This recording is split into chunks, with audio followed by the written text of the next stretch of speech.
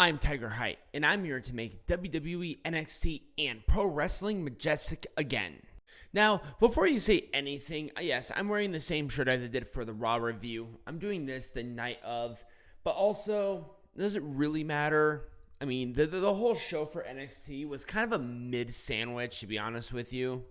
It really didn't get really good until the ending, so I guess we should just kick it off and let me talk my shit, because trust me, we have a couple of other videos to talk about that I think you guys really want to listen to, because it's going to be hell in a handbasket, especially if you're an AEW fan. So let me just say this, Jinder Mahal is better than Hook, by like a lot. So we have Nikkita, Lyons, and Blair Davenport kick off. And here's the thing. When Nikkita Lyons debuted, I said that she was kind of mid. And all the little weirdos, because they like a little bit of a thick gal, they're like, oh no, Nikkita is all this in a bag of fucking chips. Oh, is she really? Is she really all that in a bag of fucking chips? All I see is a mid bitch. She's mid. I mean, Blair Davenport looked fucking better than her, and Blair Davenport herself is mid. Holy God, this entire match showcased that Nikkita was protected to hell, and when she had everything on the line, she's just sitting there dropping the effing ball. And it was a knee strike for Blair to even win. Thank God somebody has a clue on how absolute mid the thick bitch is. And guess what? She will always be that. So, the right winner won. There we go. Orange Cassidy thumbs up. And really it's because the winner. We have our first match in the Dusty Rhodes Tag Team Classic, where Gallus took on Baron Corbin and Bron Breakker. Kind of an interesting team there with Corbin and Breakker. But you know what? I'm going to give it a shot. I think there's actually some potential there. The match itself was fine. I actually did like this match.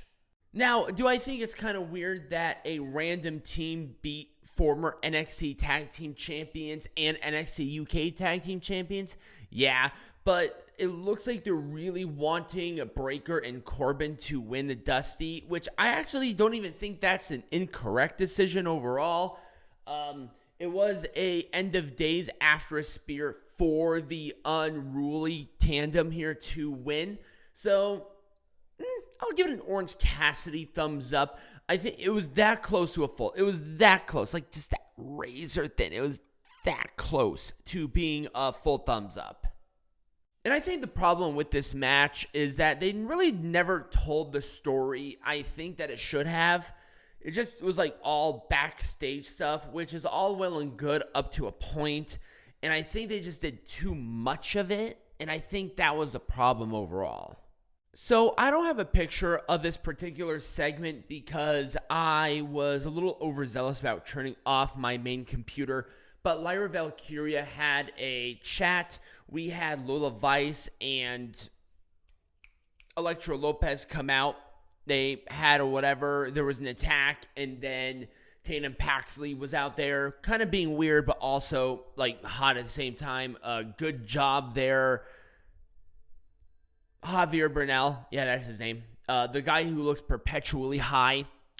Good for you. But then they were going to have a tag team match next week. I will be a little more in control of the situation there. Overall, this has meant really nothing other than set up the tag match for next week. So it gets an Orange Cassidy thumbs down. There's not really much to say as it relates to how they did promo-wise. But, you know, for like the basicness that it was, I'm going to give it at least some sort of pass here. So I don't, once again, have the picture of this because it's one of those matches, but it was Oro Mensah and Josh Briggs up next. And it looks like Josh Briggs is going to be the next contender for the Heritage Cup. And I don't necessarily mind that because obviously Josh Briggs and Brooks Jensen are no longer a team. And with Fallon Henley sort of doing your own thing, it's just kind of like at least somebody has some sort of direction here other than Fallon. And I kind of did like this match. I thought the interference was a little too much, but I can understand where they're coming from as it relates. And it was... I'm looking for here on my notes. Hang on one second here. It was just a standard lariat for Josh Briggs to win. It was fine. You know, I think the story there is told concisely. Orange Cassidy, thumbs up. I'll be nice on this one. Up next is for the NXT Tag Team Champions. We have the D'Angelo family taking on OTM out the mud. Why did they get this title opportunity? I have no actual effing idea. But here's the problem here. This match, even though it was actually perfectly fine, I wish they had more mainstream promo for it. And this is sort of why I don't like just random title matches on random shows. Because you don't get the opportunity to build that with any sort of substance. It's just so lame. It's so lame. And it sucks because you know that with the proper build, this would feel like a much more important match. And especially that it's not even the main event. Anyway, it was forget about it for the D'Angelo family to retain. I thought it was a fun match overall, so I'm going to give it an Orange Cassidy thumbs up. The only reason I do that is because I know that this could have been done better, but it wasn't. Also, who is this bitch? I have no idea, and I watched this show with full commentary, and I rewound it a couple of times, and I still have no fucking idea who that cunt is. Like, zero idea. Okay, let's just be honest. This match was a goddamn mess. Oh my god, it was bad. Cora Jade with this new hairstyle who makes her look like a bootleg Matt Hardy, taking on Gigi Dolin, who just looks like Gigi Dolin. I have no idea where JC Jane is, but Gigi is not doing it for me at this point. I think she's the other one other than Mandy Rose within Toxic Attraction who has any sort of actual wrestling talent, which is ironic. But it was a really bad double arm DDT for Cora Jade, who is absolutely mid for the victory. And this gets a thumbs down and a fuck you because this was a waste of goddamn time. Why are we promoting these bitches? There are better women on this roster who deserve this a lot better than two women who maybe gave it a half-ass performance, and that's being nice. So in the other Dusty Rhodes Tag Team Classic match, we have Tank Ledger and Hank Walker taking on Axiom and Nathan Frazer. I mean, Nathan Frazer and Axiom definitely won. It was Phoenix Splash. They have some decent chemistry. Those two suck. Fuck them. But the other ones are fine. Orange Cassidy, thumbs up, being nice. And in our main event for the NXT North American Champion, why don't I have a picture? That's a really good question. Why doesn't Tiger have a picture? It was Dragon Lee taking on Lexis King. That was it. I didn't even know about this match until maybe an hour, like, actual of the match. It was a fine match, but once again, like, why? It doesn't make any sense to anybody with half a fucking clue.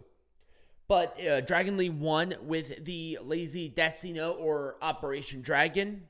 But after that, Oba Femi cashed in his NXT Breakout Men's Tournament match to take on Dragon. And guess what? Oba won with a good pop-up powerbomb. Here's what I like about this. Hang on. Young guy, ton of potential, ready to learn, looks great on camera, really has a lot of what they're looking for, and he won. In decisive fashion, people were uber into it, and I am all for it. Now, the match before was fine, but I think the ending overall was good. So I'm going to give this a full thumbs up for both matches and the ending. And that was NXT. Let me know what you thought about NXT. Not only that show, but my review in the comments down below or right over here next to me. Subscribe to the channel, follow the channel, become a patron. All of that great stuff will be in the bio or in the description. Also, new mic. I didn't mention that before, but let me know what you think about it. And as always, be majestic.